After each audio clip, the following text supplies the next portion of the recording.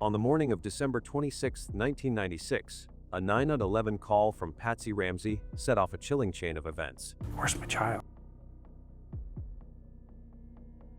I couldn't do anything but scream.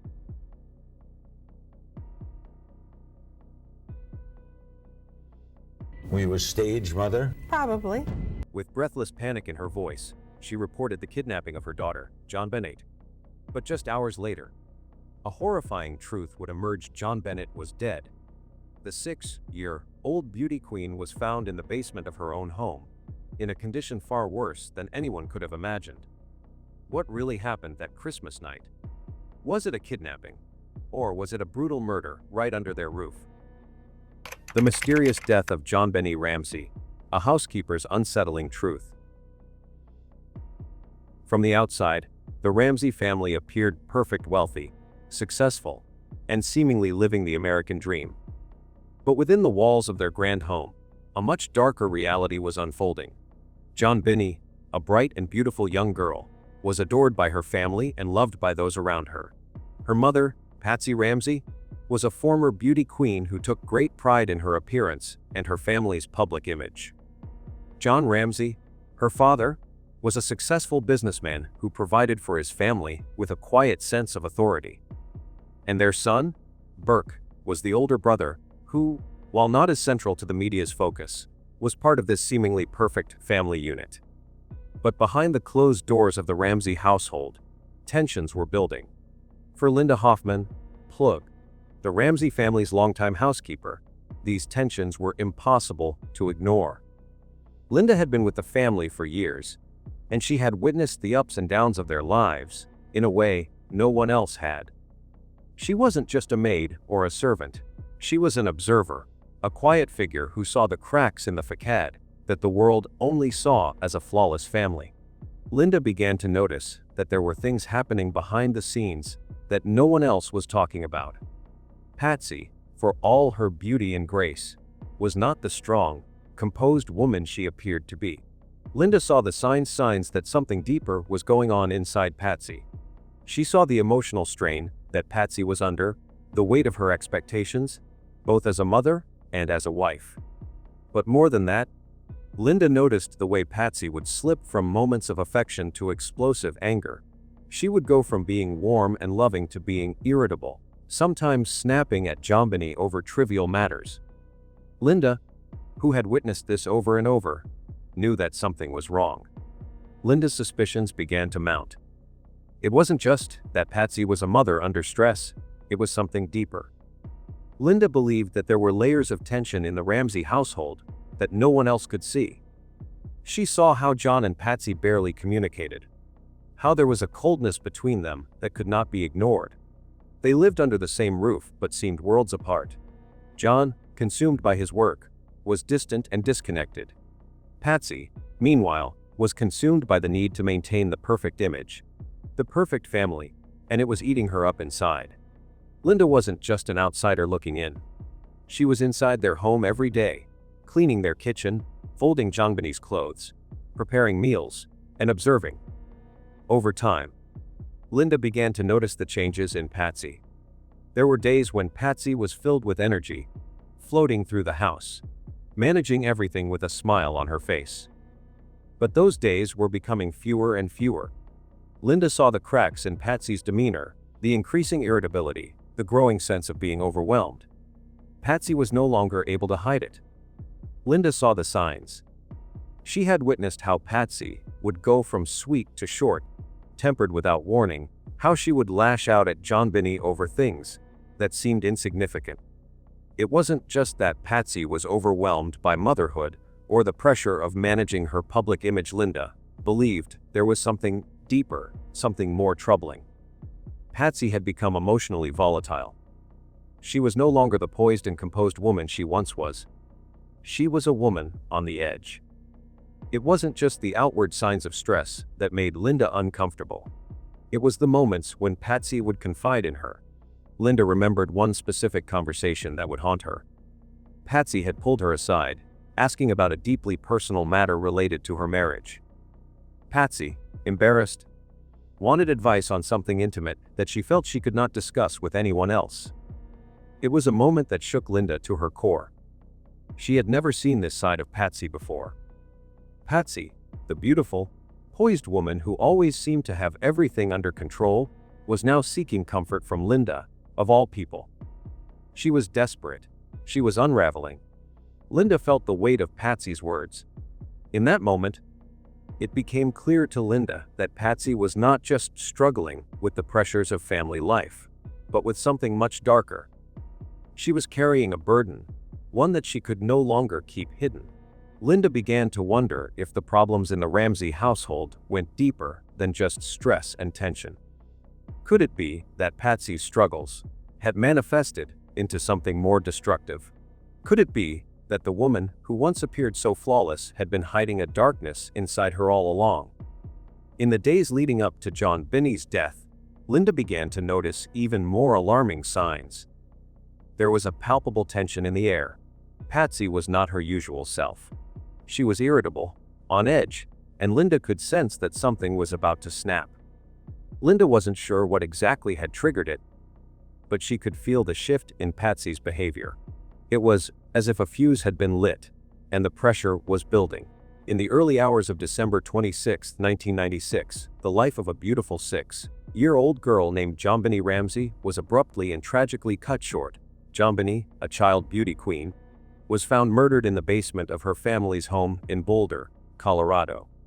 Her death would later spark one of the most publicized and puzzling true crime cases in American history. Despite the extensive media coverage, police investigations, and numerous theories, JonBenet's murder remains unsolved. It was the night of December 23, 1996, when the Ramsey family hosted their annual Christmas party. The house was filled with laughter, food, and festive decorations. The guests, including friends, neighbors, and business associates, all appeared to have a good time. But Linda, who had been in the house throughout the night, sensed an underlying tension. Patsy, the picture-perfect hostess, was on edge. She was micromanaging every detail of the party, making sure everything was perfect. She barked orders at the staff, and Linda could see that Patsy was far from calm. The tension in the house continued to build throughout the evening. While everyone else appeared to be enjoying the holiday celebration, Linda noticed that Patsy was becoming more agitated. Patsy demanded perfection in every detail, from the food to the decor to the behavior of her family. Linda could feel the weight of Patsy's anxiety and noticed that it was having a noticeable impact on her mood. John, meanwhile, remained largely absent, absorbed in his own thoughts, and less engaged in the party itself. Linda could sense the distance between Patsy and John growing, a silence that spoke volumes about the state of their marriage. When the party ended and everyone went to bed, the mood in the house seemed to shift. Linda, still working late into the night, didn't know it would be the last time she would see JonBenét alive. The following morning, JonBenét was found dead in the basement. The murder of JonBenét would send shockwaves through the entire nation, and as investigators began their work, many questions arose. Who killed JonBenét? Was it an intruder, as the family had initially suspected? Or was there something more sinister happening inside the Ramsey household? Evidence and legal analysis. One of the most perplexing aspects of the case was the ransom note itself.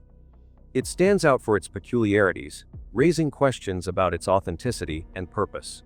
One striking feature is the specific demand for 118,000, a figure that closely matches the Christmas bonus John Ramsey received from Abscess Graphics. This amount is unusual, as ransom demands typically involve round numbers like 100,000 or 1,000 million, prompting speculation about how an outsider could know such a precise, private figure known only to the Ramsey family and a few close associates. Equally odd is the note's length, spanning approximately 2.5 to 3 pages with 385 words, far exceeding the typical 50 to 60 words brevity of most ransom notes. Forensic linguist James Fitzgerald likened its verbosity to a Stephen King novel, suggesting it was deliberately staged rather than a genuine demand for money. Further analysis reveals intentional misspellings and phrasing in the note, designed to imply the writer was a foreigner or part of a small foreign faction. as noted by Fitzgerald. However, he concluded these errors were fabricated to mislead investigators, casting doubt on the note's credibility. Adding to the suspicion, the note was written on paper, and with a pen from the Ramsey household, specifically from Patsy Ramsey's notepad. The presence of a draft version further deepens the mystery, as it's unlikely an intruder would take the time to search for supplies and compose a lengthy letter without fear of detection. The note's placement on the back staircase, a location only someone familiar with the family's routines would know, reinforces the idea that the writer had intimate knowledge of the household. The absence of foreign fingerprints on the note is another anomaly. Only Patsy Ramsey's fingerprints and those of investigators were found, which is unusual if an external kidnapper handled it. Handwriting analysis has also raised questions, with some experts identifying over 200 similarities between Patsy Ramsey's writing and the note, though the Colorado Bureau of Investigation stopped short of confirming her as the author, and other experts disputed this connection. The note's content also draws attention for its cinematic tone, with phrases echoing lines from films like Ruthless People, Ransom, Escape from New York, Speed, and Dirty Harry, suggesting the writer drew inspiration from popular culture, a rarity in genuine ransom notes. Despite the note's explicit warning against contacting the police and a promise of a follow-up call from the kidnapper, no such call ever came, contradicting the typical behavior in kidnapping cases. The Ramsey family's decision to call 911 immediately after finding the note is also puzzling, as one might expect them to wait for the promised call if they believed Jonbeney was still alive. Some investigators have speculated that the 118,000 demand could reference Psalm 118 in the Bible, hinting at a symbolic or religious motive, though this theory remains unconfirmed.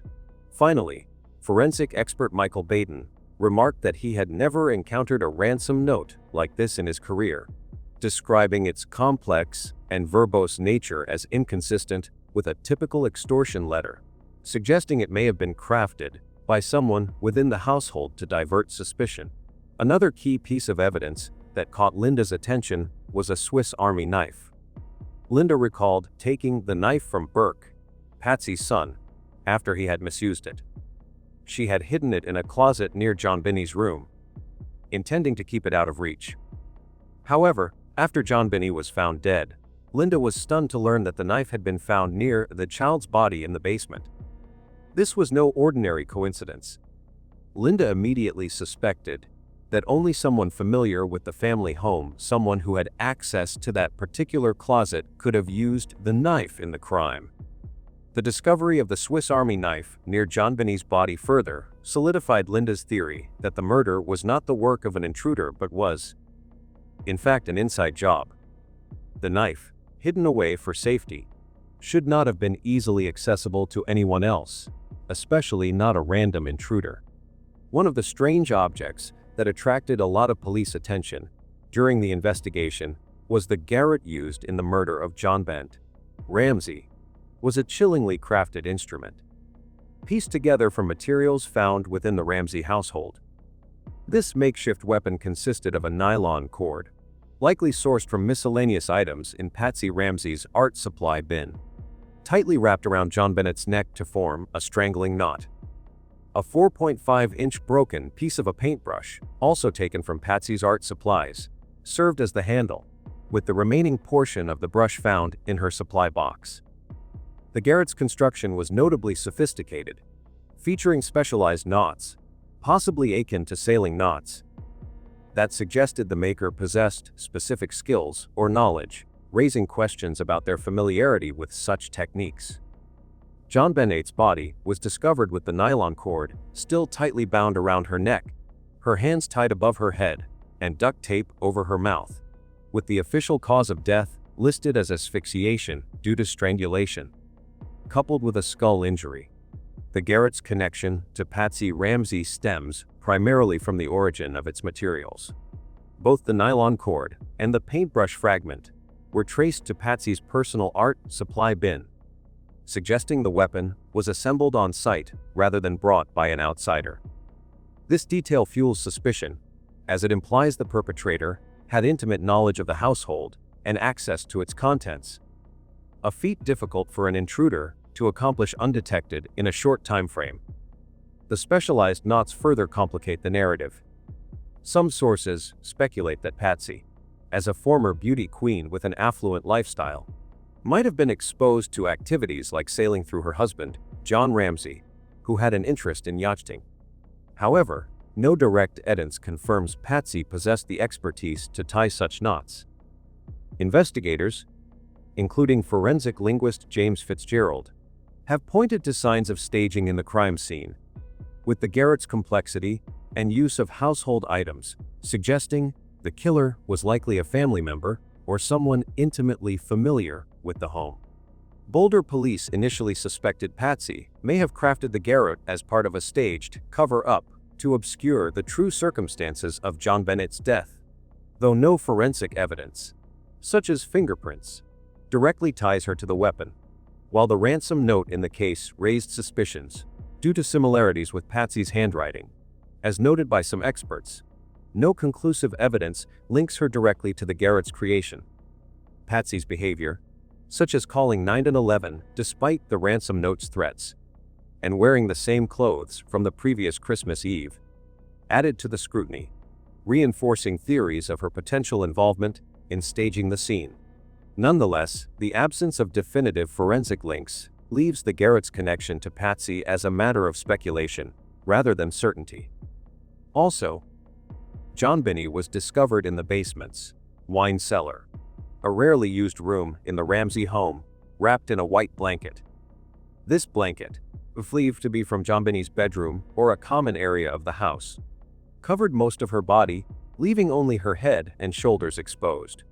According to the autopsy report, the blanket was not tightly bound, but loosely draped or wrapped around her, suggesting it was placed to cover her body after her death. The presence of the blanket in the basement, an area Jonbeney rarely visited, indicates a deliberate act, as it would have been brought there intentionally, likely from another part of the house. The act of wrapping Jonbeney in the blanket has led some investigators and forensic psychologists to interpret it as a sign of care or guilt, particularly if the perpetrator was someone close to her. Experts like Stephen Pitt have noted that covering a victim's body with a blanket, especially one associated with comfort during the victim's life, is often seen in homicides involving a loved one. This act can reflect an emotional conflict in the perpetrator, who, after committing the crime, seeks to alleviate guilt by caring for the victim posthumously, an action less typical of a stranger who is unlikely to show such concern.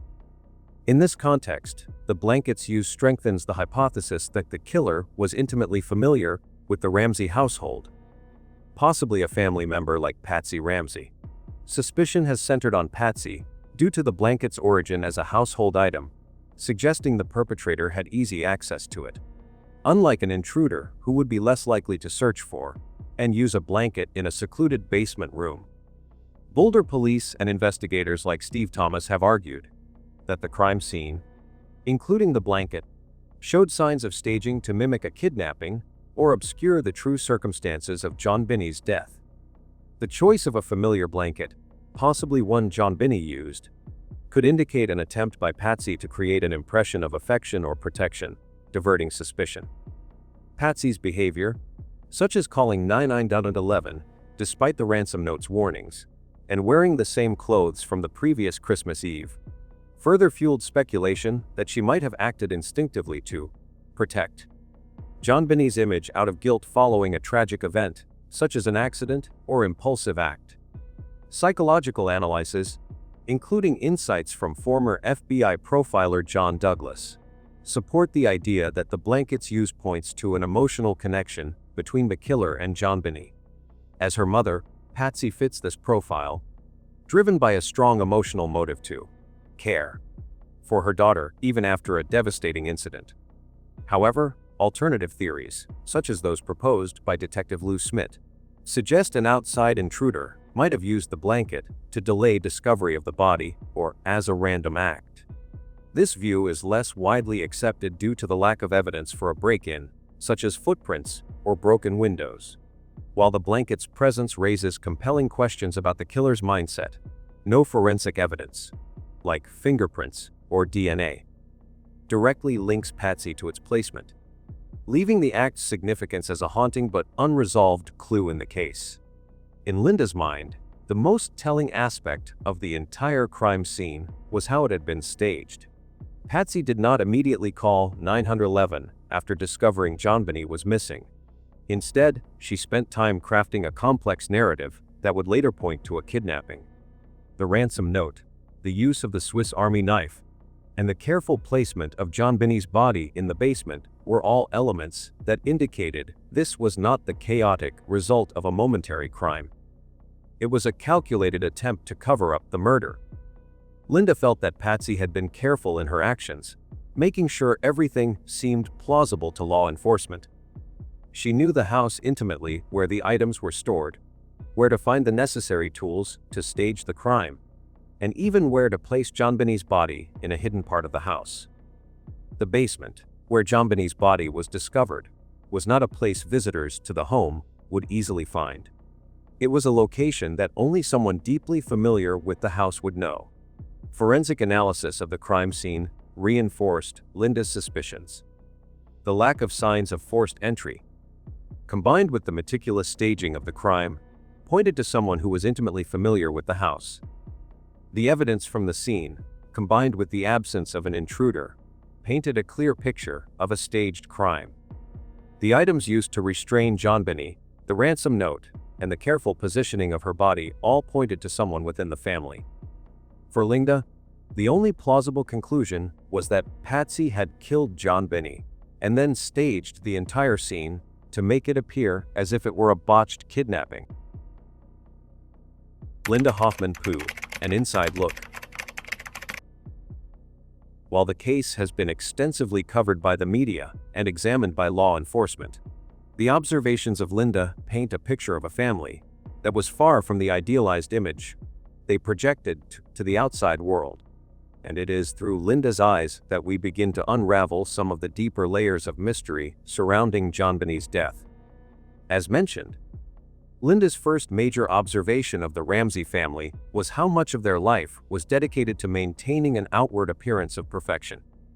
The family's wealth, their beautiful home in Boulder, Colorado, and their pristine public image as a well-adjusted, successful family all masked the deep emotional turmoil that Linda could sense beneath the surface. Patsy Ramsey, once a beauty queen and always the poised and polished mother, was particularly driven by the need to uphold this perfect family image. However, over time, Linda noticed the cracks in the facade, especially in Patsy's demeanor. Patsy's struggles with this pressure were more than just a product of her role as a wife and mother. They were tied to her identity. Having been a beauty queen, Patsy was accustomed to attention and admiration, both for her appearance and for the image of her family as the epitome of success. But as Linda watched, she saw the toll this perfectionism took on Patsy's mental health. Patsy would often become agitated when things weren't just right, and the stress of managing the public image of the family was clear in her interactions with Jonbeney and John. Linda recalls numerous instances where Patsy's attempts to keep up appearances would lead to her becoming irritated over minor details that, to an outsider, seemed insignificant. But to Patsy, they were of monumental importance. For Linda, these signs were unmistakable. Patsy wasn't just managing a family, she was managing an identity that, over time, began to unravel. As Linda continued to observe the Ramsey household, she began to see a disconnection between Patsy and John Ramsey, which was hard to ignore. While they presented themselves as a united front to the outside world, Linda could see the emotional distance that existed between them. John, the successful businessman, seemed emotionally unavailable and disconnected from Patsy. Linda observed that their marriage lacked warmth. The couple rarely touched or shared intimate moments. While Patsy would often try to hold up the image of a perfect wife and mother, John remained cold and distant, absorbed in his work and his own personal concerns. Linda, a close witness to their daily lives, could sense that this was more than just a phase or a typical marital issue. It was a deep-seated disconnect that colored every interaction between the two. Patsy, in particular, seemed to yearn for emotional support and connection from John, but rarely received it. The emotional neglect she experienced from her husband only exacerbated the other pressures she was facing. Linda saw how the tension between Patsy and John contributed to the growing instability in the house, which would eventually play a role in the tragic events of that Christmas night. In addition to managing her marriage, Patsy was also under intense pressure to be the perfect mother. Jonbeney, her youngest child, had been thrust into the world of child beauty pageants at a very young age, and for Patsy, this wasn't just about her daughter's success, it was about her own identity. Patsy placed enormous pressure on Jonbeney to be the ideal child, just as she had been the ideal mother. Every detail of Jonbeney's life was meticulously planned: her clothing, her looks, and her behavior. For Patsy, Jonbeney's success was a reflection of her own success as a mother. However, the stress of parenting a child in the public eye began to take its toll. Linda recalls the way Patsy would react when Jonbeney made small mistakes, such as wetting the bed. A natural occurrence for a child, but one that seemed to push Patsy's buttons. To Patsy, it wasn't just a child's mistake. It was a sign of imperfection in the carefully constructed world she had worked so hard to build. For Linda, this moment seemed like a tipping point in Patsy's fragile emotional state. What may have seemed like a minor incident to others was, in Patsy's eyes, a catastrophic failure of the family image she had so carefully curated.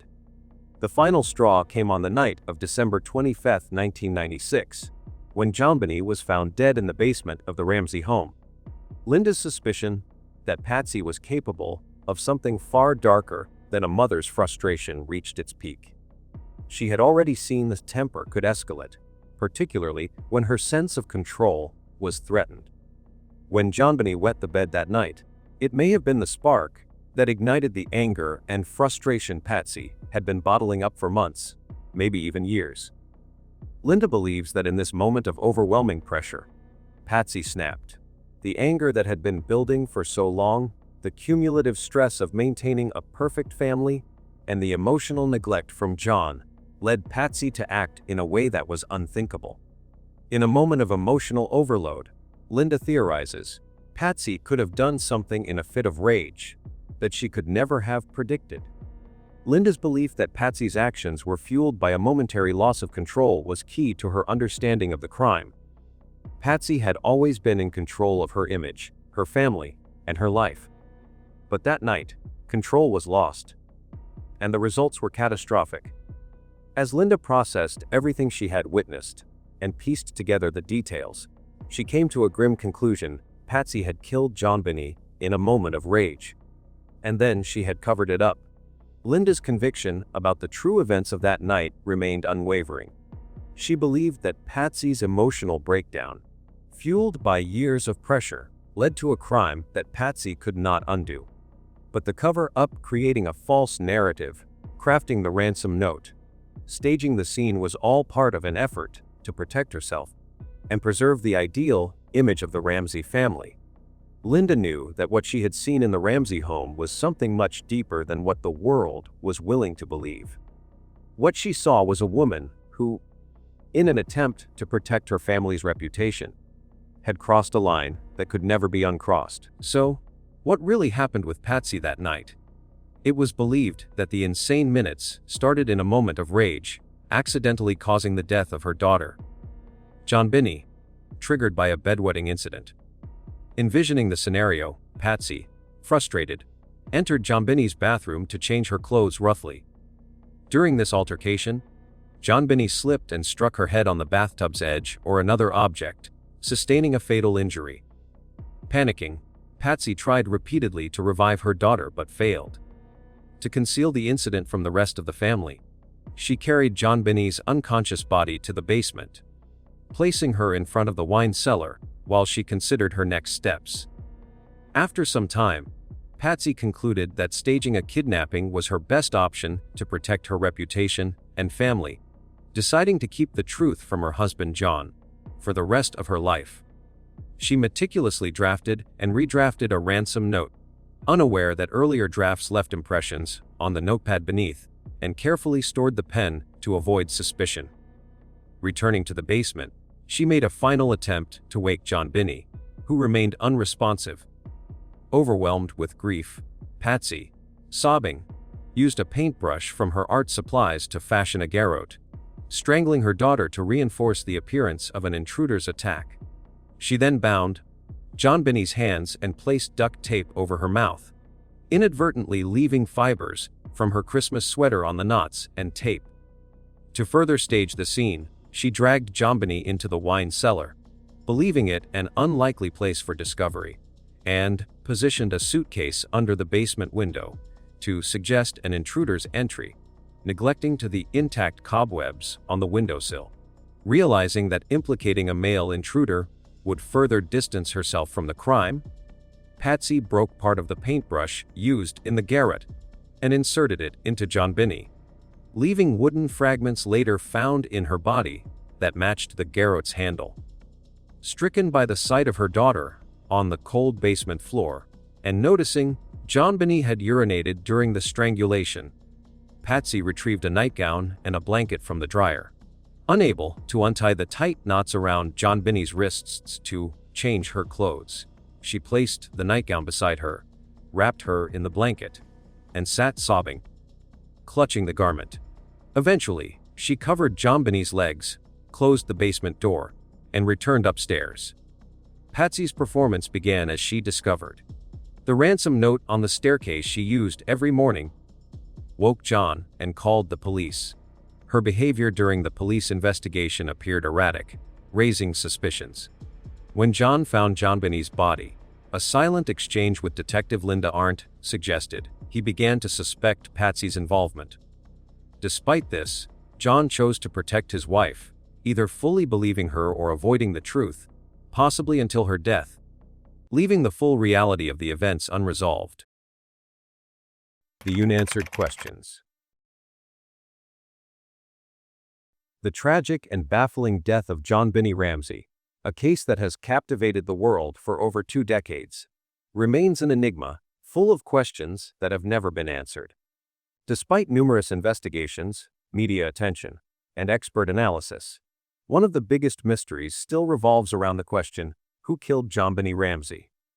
Was it an intruder, as initially believed, or was it someone much closer to home? In this part of the story, we delve into the lingering doubts, contradictions, and the ongoing quest for truth that still surrounds this case. For years, investigators, journalists, and armchair detectives alike have been trying to piece together the puzzle of JonBenét's death. Despite hundreds of hours of investigation, thousands of pages of forensic reports, and countless hours of media coverage, a definitive answer remains elusive. The most significant question of all remains, did Patsy Ramsey actually kill her daughter?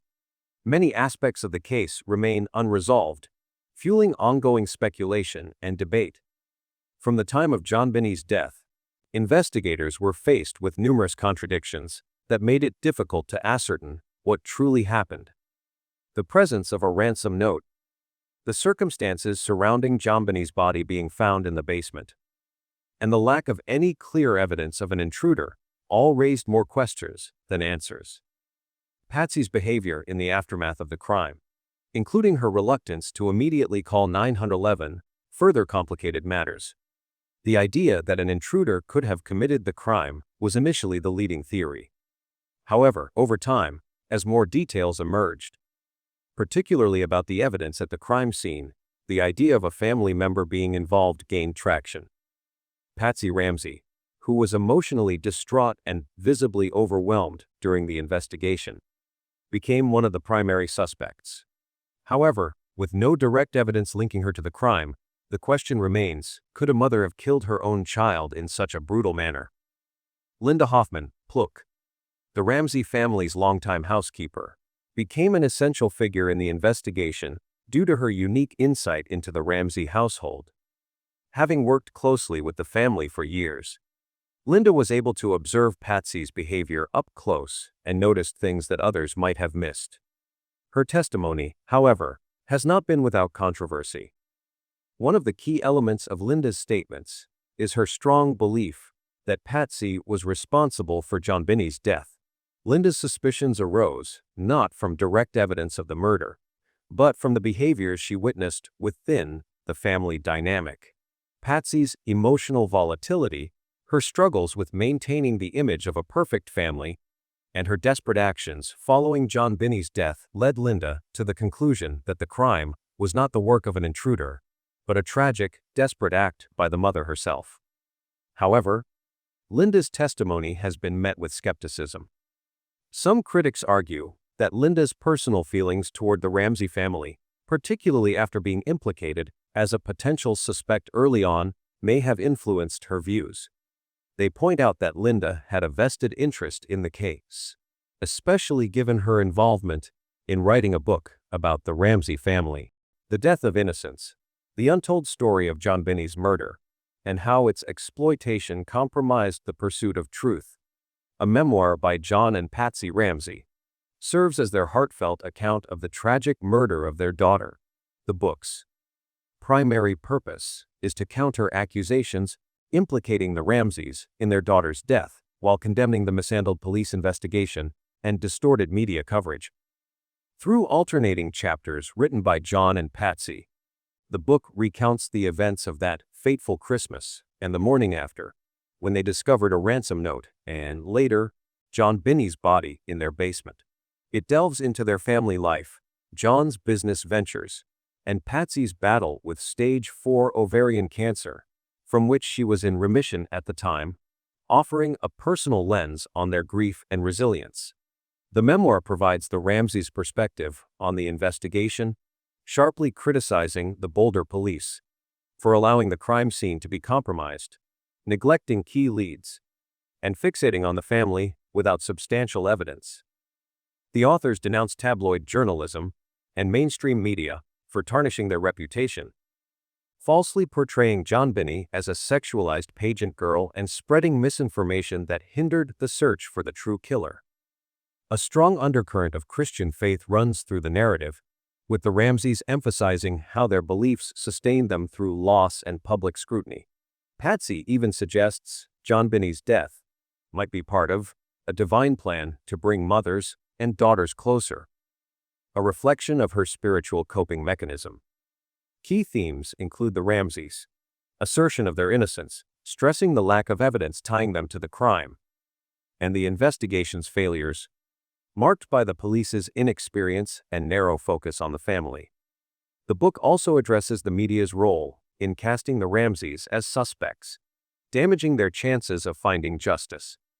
Personal anecdotes reveal John's earlier loss of his eldest daughter in a 1992 car accident, Patsy's cancer struggle, and JonBeney's pageant involvement, which they clarify was not the central focus of her life, contrary to media depictions. Notable features include a photo section showcasing candid images of JonBenét playing in the garden, chosen to counter the sensationalized pageant images, and John's speculative profile of the killer as someone possibly familiar with the family or obsessed with child pageants. The book concludes with advice for parents on protecting children from similar dangers, underscoring the Ramseys' desire to prevent other families from enduring their pain. Critics question whether Linda's claims were motivated by a desire for fame or financial gain, rather than a genuine search for the truth. Linda herself, however, has always maintained that her observations were made with the sole intent of uncovering the truth. She believes that the evidence she witnessed, such as Patsy's handwriting on the ransom note, her behavior after the murder, and her knowledge of the house suggests a level of involvement that could not be ignored. Yet, the conflict surrounding Linda's motivations and the weight of her testimony only adds to the complexity of the case. Did Linda really know something others didn't? Or was she simply trying to make sense of a tragic event she had no clear answers for? Despite the many theories, suspicions, and hours of investigation, the JonBenét Ramsey case officially remains unsolved. In 2008, the Boulder Police Department officially declared that there were no charges filed against anyone in connection with JonBenet's death, despite DNA evidence clearing the family of direct involvement. In the years that followed, no one was charged, and the investigation was officially closed, though many continued to believe that the case would one day be solved. Over the years, the media has continued to be captivated by the story, with documentaries, books, and interviews continuing to fuel the fire of speculation. But despite the ongoing interest, no new evidence has emerged to definitively point to the perpetrator. The case remains one of the most famous unsolved mysteries in American crime history, with the public and the family both left with more questions than answers. As for Linda Hoffman-Pugh, she continues to believe that Patsy Ramsey was responsible for JonBenet's death. In interviews, Linda has spoken with certainty that the circumstances surrounding JonBenet's death point to a mother who, in a moment of emotional breakdown, committed the unthinkable. Linda's conviction that the evidence, both circumstantial and behavioral, points to Patsy remains unchanged, despite the lack of definitive proof. For Linda, the puzzle is clear, even if the authorities and public remain unconvinced. As we draw closer to the conclusion of this case, one thing is certain: the unanswered questions will likely remain unanswered. Despite years of investigation and numerous theories, no conclusive evidence has ever been found that could definitively point to the killer. Theories about an intruder, about family involvement, and about Patsy's role in the death of her daughter remain unproven and filled with doubt. For the Ramsey family, the lack of closure has been a source of constant pain. John and Patsy, though initially under suspicion, have never been conclusively linked to the crime. Patsy, who passed away in 2006, never lived to see justice for her daughter, leaving the wonder if the truth would ever come to light. John Ramsey, despite being cleared of any wrongdoing, has never fully escaped the shadow of suspicion that surrounds his family. The case remains unresolved, and it's unlikely that anyone will ever know the full truth of what happened that night. Was it an accident gone horribly wrong? Was it a deliberate act of violence driven by a moment of madness or rage? Or was it something more sinister, a family secret that, for whatever reason, was never revealed? Even as time passes, JonBenet's death continues to haunt those who were closest to the case, and the questions surrounding her death remain a dark cloud that has never dissipated. The Ramsey family's story is one of heartbreak, loss, and, ultimately, the inability to know what truly happened in the early hours of that Christmas morning in 1996. For Linda Hoffman-Pugh, the truth is clear. She remains steadfast in her belief that Patsy was responsible for JonBenet's death. But in the end, it's clear that the world may never know for certain. The evidence may never be strong enough to press charges, and the answers we all seek may remain locked away in the depths of the Ramsey home, never to be revealed. And so, the JonBenét Ramsey case stands as a tragic reminder that not all mysteries are meant to be solved. Some questions remain unanswered, and some truths may forever be buried beneath layers of doubt and speculation. How Patsy Ramsey went wrong. Patsy Ramsey's behavior and statements have long drawn scrutiny in the JonBenét Ramsey case, with many pointing to a series of unsettling coincidences and remarks that raise questions about her involvement. In The Death of Innocence, the book she co-authored with John Ramsey, Patsy recounts a chilling moment on Christmas Eve 1996, before JonBenet's murder. While preparing gifts, she retrieved JonBenet's My Twin doll from a shelf in the basement laundry room, packed in a white shipping carton. Upon opening the box, Patsy was struck by a horrible feeling, describing the doll with closed eyes and golden hair as looking like JonBenét, lying in a coffin. She wrote that she caught her breath and blinked several times to shake the momentary but disturbing image. John also noted Patsy shared this observation with him that night, remarking the doll resembled JonBenét in a casket. The fact that she had this thought hours before JonBenet's death, followed by the child's murder and her body being placed in a coffin within days, strikes many as an eerie coincidence. Another peculiar reflection in the book comes from Patsy's discussion of her Christmas decorations. She wrote that by choosing purple as the decorative color, she had unconsciously woven death into their celebration, noting that purple is associated with both Advent and Lent, symbolizing the cradle and the cross. While this was a retrospective comment made after Jonbeney's death, the focus on death in the context of a festive holiday feels unusually morbid to some readers. Similarly, Patsy's choice of a scene from the prime of Miss June Brodie for her talent portion in the Miss West Virginia pageant adds another layer of intrigue.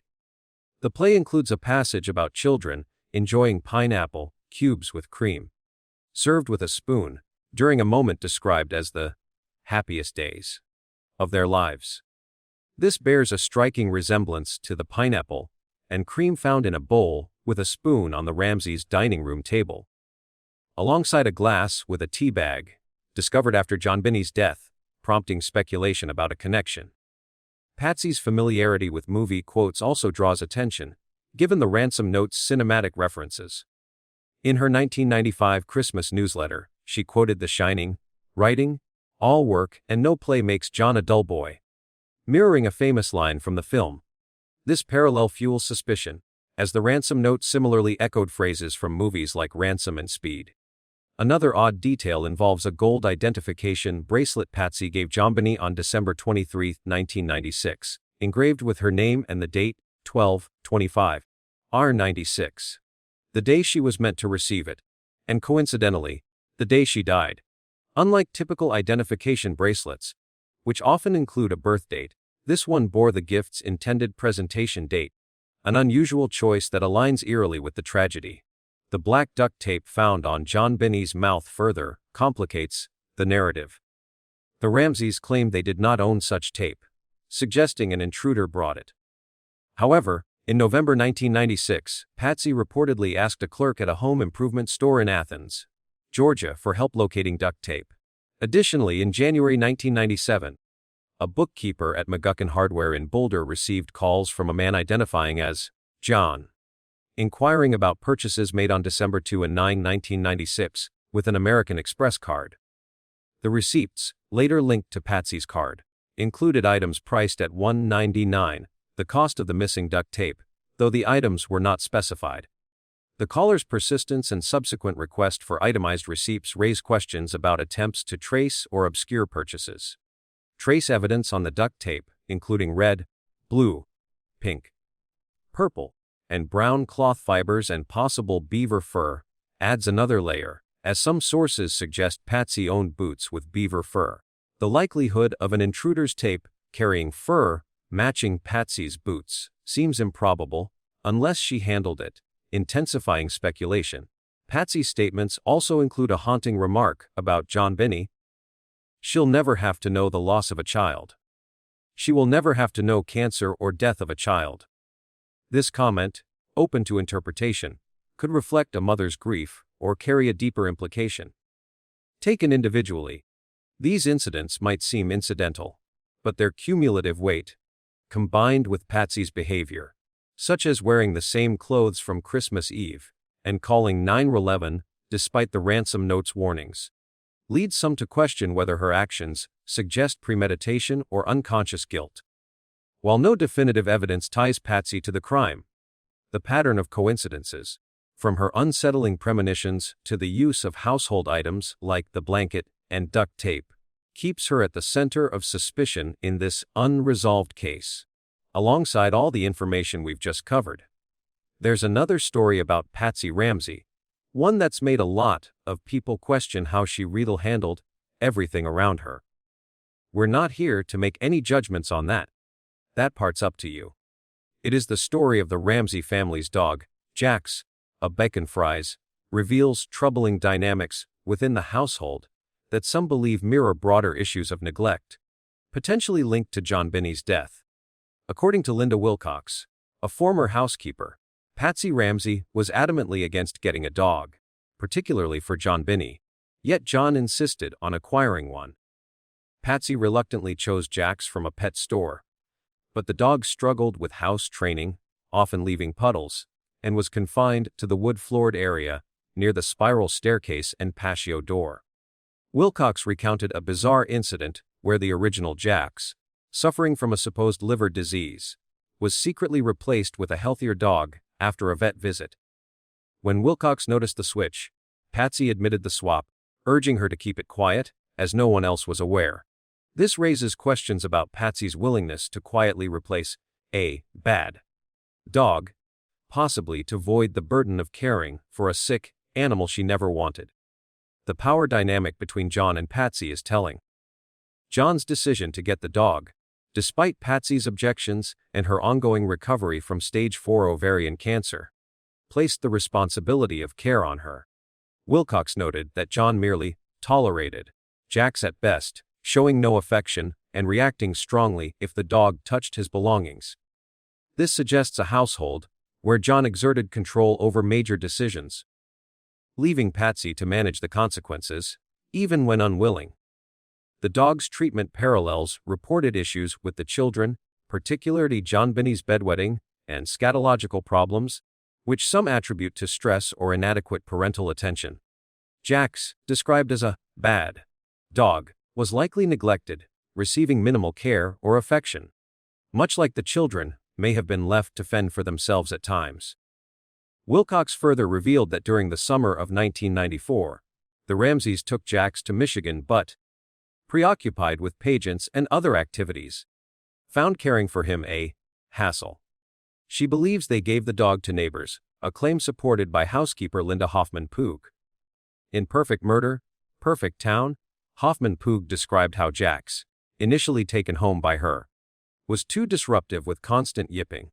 The dog was then entrusted to Joe Barnhill, an elderly neighbor in his mid-70s, who formed a bond with Jax. The dog frequently ran to the Barnhills' home, and Jonbeney would visit to play with him there, suggesting Jax spent little time at the Ramsey house. Patsy claimed in an interview with Trip Demuth that Jax was home 60% of the time. But this seems doubtful given the accounts of others. The neglect of Jax may reflect broader patterns in the Ramsey household. While the family projected an image of perfection through Jonbeney's pageant performances, underlying issues, Patsy's cancer, Jon's frequent absences, and complaints about basic parenting tasks like dressing Jonbeney, hint at a lack of consistent care. The dog's relegation to a corner of the house, its replacement when sick, and its eventual rehoming with the Barnhills paint a picture of a family struggling to meet basic responsibilities. Buckins, known for needing human companionship, likely suffered in this environment. Much as Jonbeney's frequent doctor visits and unresolved bedwetting suggest unmet emotional or physical needs. The superficial glamour of pageants may have masked deeper neglect, culminating in Jonbeney's tragic death, while Jax, fortunately, found a loving home with the Barnhills. In one of the Ramseys' early interviews, Patsy Ramsey made a striking comment that has lingered in the minds of many following the JonBenét case. Some of you may have seen the ad that we placed in our local Daily Camera newspaper this past weekend. This reward money has been offered since the death of JonBenét, but we felt like it wasn't getting out to the public enough. So this ad with her most recent kindergarten picture will be appearing more and more frequently. And what we want to let everyone know is that this $100,000 reward is for information leading to the arrest and conviction of the killer of our daughter. We feel like there are at least 2 people on the face of this earth that know who did this. And that is the killer and someone that person may have confided in. At the 8:05 mark, she stated, "We feel there are at least 2 people on the face of this earth who know who did this. And that is the killer, and the person that killer may have confided in." The choice of words is curious, especially given that both she and Jon were under intense scrutiny from police and media as potential suspects in their daughter's murder.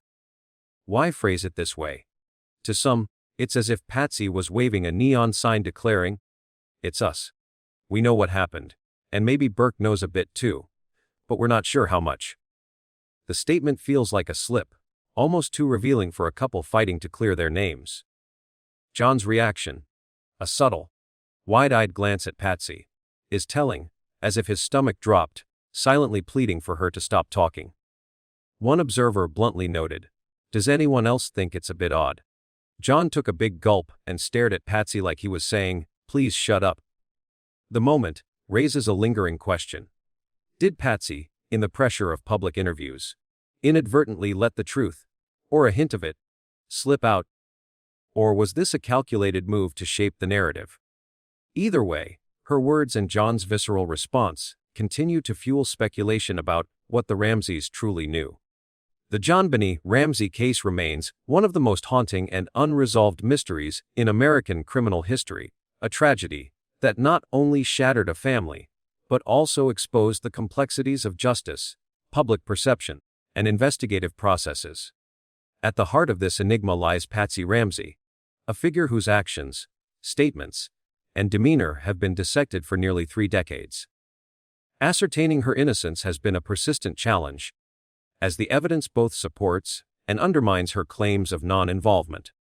Patsy's efforts to seek justice for her daughter, juxtaposed against the shadow of suspicion that loomed over her until her death in 2006, create a compelling dichotomy that invites reflection on her role and the broader implications of the case. As we weigh her actions against the doubts cast upon her, we are left to ponder: was Patsy Ramsey a grieving mother fighting for truth, or did her behavior hint at deeper secrets?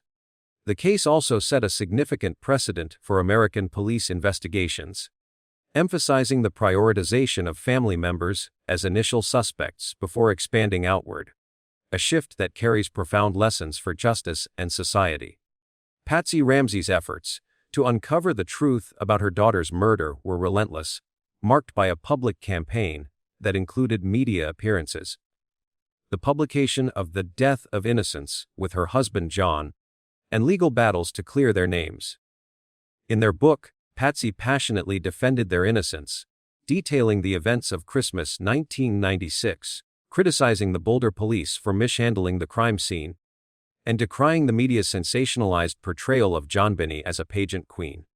She and John shared personal struggles: Patsy's battle with stage 4 ovarian cancer, John's loss of an older daughter in a 1992 car accident. To humanize their family and counter the narrative that painted them as cold or culpable. Patsy's faith, deeply rooted in Christianity, was a cornerstone of her public persona, as she spoke of divine purpose in her grief, suggesting JonBenét's death might serve a higher calling to unite mothers and daughters. She appeared in interviews, sometimes at great emotional cost, to assert that an intruder killed her daughter, even offering a speculative profile of the killer as someone possibly obsessed with child pageants. The Ramseys also successfully defended themselves in 2 defamation lawsuits related to their book, with a federal judge in 2003 concluding there was abundant evidence of an intruder and little to implicate the family. These actions portray a mother desperate for justice, unwilling to let her daughter's memory be overshadowed by suspicion. Yet, the cloud of doubt over Patsy was persistent and multifaceted. The ransom note, demanding $118,000, a sum eerily close to John's Christmas bonus, raised eyebrows due to its length, cinematic phrasing, and the fact that it was written on paper from Patsy's notepad with a pen from their home. Some handwriting experts noted over 200 similarities between the note and Patsy's writing, though others disputed this, and no conclusive link was established. The garrote, crafted from a broken paintbrush and nylon cord from Patsy's art supplies, suggested intimate knowledge of the household, as did the placement of the note on a back staircase rarely used by outsiders. The blanket wrapping JonBenét's body, a household item, hinted at an emotional act, with forensic psychologists like Stephen Pitt suggesting it reflected guilt or care, possibly from a family member. Patsy's behavior added fuel to the fire, wearing the same clothes from Christmas Eve, calling 900 alone despite the note's threats, and making unsettling remarks, such as likening JonBenét's "my twin doll" to her lying in a coffin before the murder, or noting she had unconsciously woven death into their Christmas with purple decorations.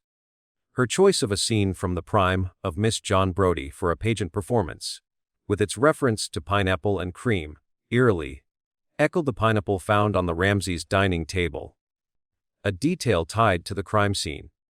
The black duct tape on Jonbeney's mouth, which the Ramseys denied owning, was linked to purchases on Patsy's American Express card at McGuckin Hardware, and trace evidence of beaver fur, possibly from Patsy's boots, further deepened suspicion. Patsy Ramsey died in 2006 from ovarian cancer, never seeing her name fully cleared. The 2003 discovery of unknown male DNA in Jonbeney's underwear shifted some focus away from the family, but it did not erase the public's fascination with Patsy's role. Was she a devoted mother, battling a flawed investigation and media frenzy to honor her daughter's memory, or did her actions, marked by odd coincidences and intimate knowledge of the crime scene, suggest a deeper involvement? Her tireless advocacy, emotional interviews, and legal victories reflect a woman fighting for justice. Yet the peculiarities of the ransom note, garrote blanket, and her own statements invite skepticism. The truth remains elusive, and Patsy's death leaves her story unresolved, her innocence neither proven nor disproven. What do you believe? Did Patsy's efforts reflect a mother's desperate search for answers?